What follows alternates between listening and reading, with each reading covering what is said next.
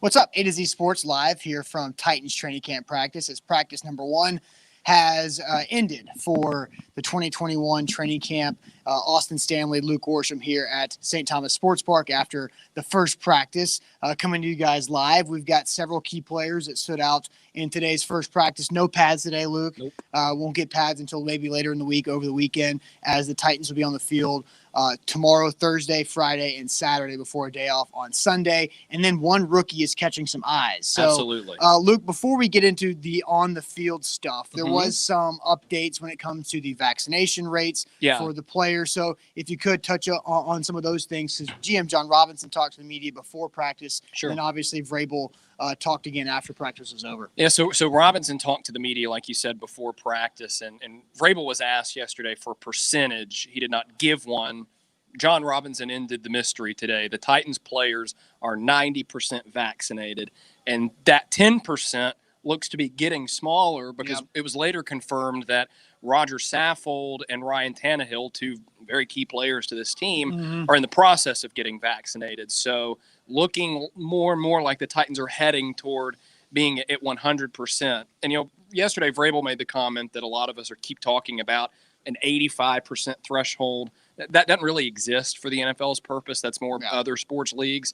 So the number that they want is 100%, I would guess. And it looks like they're heading in that direction. Well, I did think it was interesting that Tannehill was asked if he would get it. What did he say? He said he wouldn't have gotten it. He was very definitive. He said he definitely wouldn't have gotten it. Very honest. Had the NFL not sort of been tugging at his arm and nudging them in the way that the league has. And then he commented the reason why he might have not gotten it. So that was a good moment. And that was a wise choice on Ryan Tannehill's part. Yes. On the field, I thought Ryan Tannehill looked pretty good today. He did throw an interception. He did. And so I tweeted out a lot of different things from the A to Z Sports account of key players standing out. And the interception that Tannehill threw was a guy that a lot of Titans fans have been looking forward to see this upcoming season. New starting safety Amani Hooker, who I thought looked really sharp today. Yeah, Tannehill sort of stared down Chester Rogers on a stick route, and Amani Hooker was all over it. I mean, caught it in stride, full speed running toward the line of scrimmage. It was a really great play.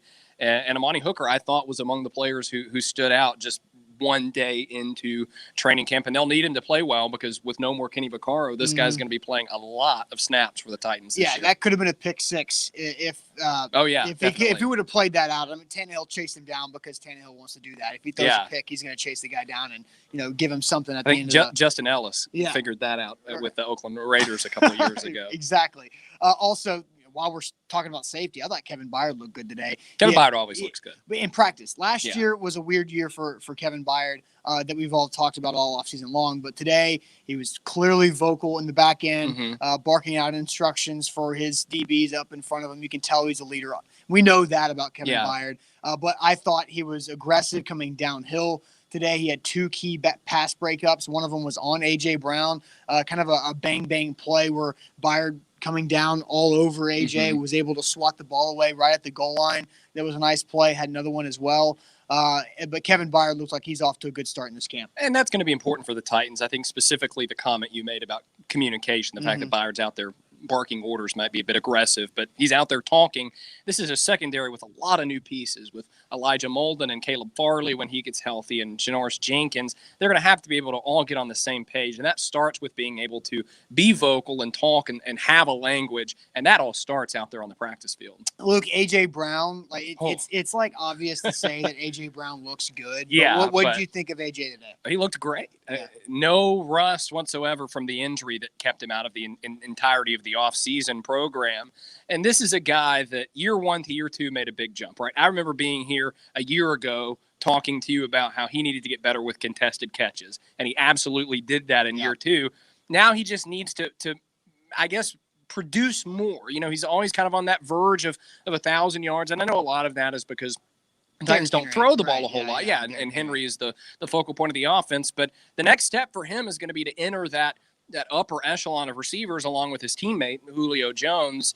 And, I mean, A.J. looked fantastic today. He scored one touchdown on a post against Chris Jackson, and poor Chris Jackson was just hopeless. Easy throw for Ryan Tannehill. There was no chance. A.J. also another touchdown in red zone 7-on-7. Yeah. Looked good. I mean, one-on-ones versus Jackrabbit. I don't know if you caught this. I have to call Janoris Jenkins Jackrabbit now because the Titans official website lists him as Jackrabbit. Did they really? Yep, yeah, they changed it, Jackrabbit Jenkins. But I think one battle to watch throughout this training camp is the one-on-ones wide receiver DBs, A.J. Brown and Jackrabbit Jenkins. They're going to be going after each other, and A.J. got 2 reps earlier this morning, clear touchdowns over Jenkins, but I tweeted this out too. PSA for training camp.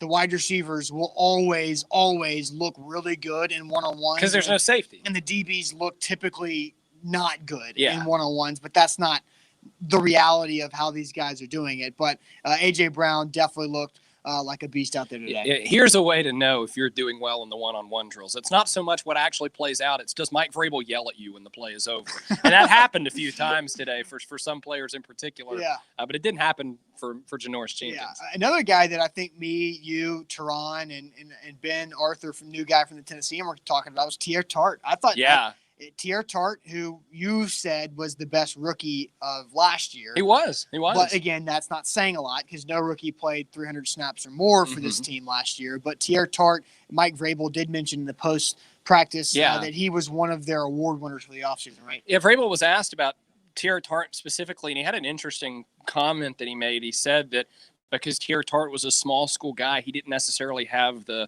dietary resources and in terms of building a personal program to get his body in the right shape when he was in college. And he said as soon as the season ended, he met with Vrabel and Todd Torselli and all those other sports medicine and body guys, I guess, here within the building to come up with a plan to get himself where he wanted to be. And that's why Vrabel said he won the award, is because he came up with the plan, he stuck to it.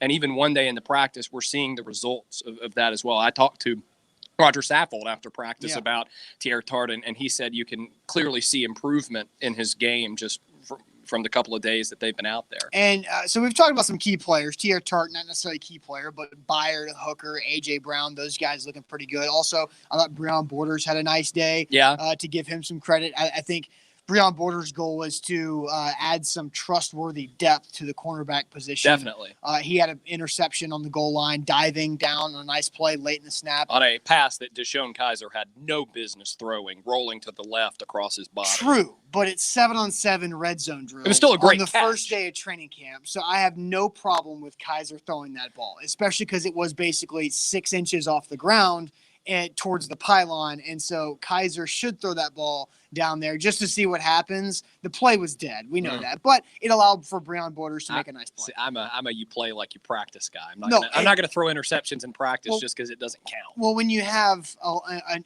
TD to INT ratio of 11 to 24 like Kaiser has, then you don't get the benefit of the doubt. You can do that math if you want to work that fraction down. But so one rookie that is getting a lot of talk is Caleb Farley for not being on the practice field. Dylan Radins is going to get a lot of work on the offensive line, whether it's first team right tackle or second team left tackle or wherever he ends up. And then you have Elijah Molden, who gets tossed around a lot. But Racy McMath is catching some attention.